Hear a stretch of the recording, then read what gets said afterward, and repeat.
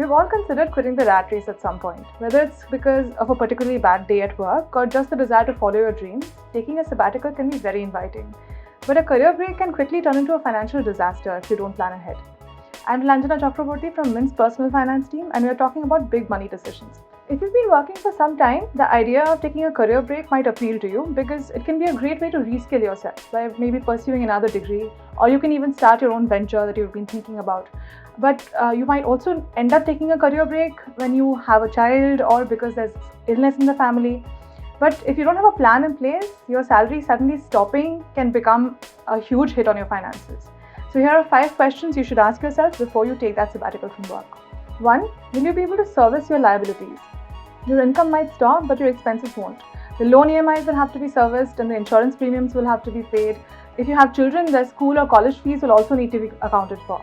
Before you take that sabbatical, make sure that even without your salary, you can comfortably provision for these outgoes, either from your savings or from other sources of income. 2. Will it put a big dent in your finances? To build a corpus for your long-term goals, you need to save and invest systematically over time. But if you stop working, your regular investments like your SIPs and mutual funds might suffer. Like your loan EMIs and premiums, it's important to ensure that you can keep up with these too. If not, you can definitely pause your SIPs, but keep in mind that this will have an impact on the maturity amount you are expecting. 3. Do you have an emergency fund and insurance? Quitting your job means letting go of all the privileges that come with employment. For instance, the employee health insurance plan will no longer cover you and your family. You will also not be receiving any payouts or reimbursements. These are easy to miss out, but they can put a big dent in your finances over the long term. Make sure you have health insurance in place before you put in your resignation and provision for other expenses that your employer would have covered. 4. Can you scale down your lifestyle?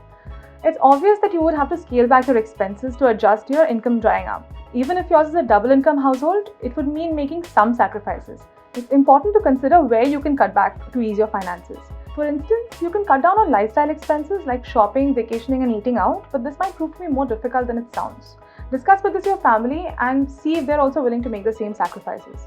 5. Will you be able to get back into the workforce? If the sabbatical doesn't lead you to finding your true calling or choosing a different career path, you might just have to return to the workforce at some point. But reintegrating might not be easy. Ask yourself if you would be able to do that and if you're up for that challenge, and what your plan B is if that doesn't work out. You might end up taking a sabbatical for many different reasons, but unless you're financially prepared for the challenges that come with it, it can quickly become a stressful affair. So be prepared and make the most of your break. That's all for now from us at Why Not Mint Money. Do keep watching for more.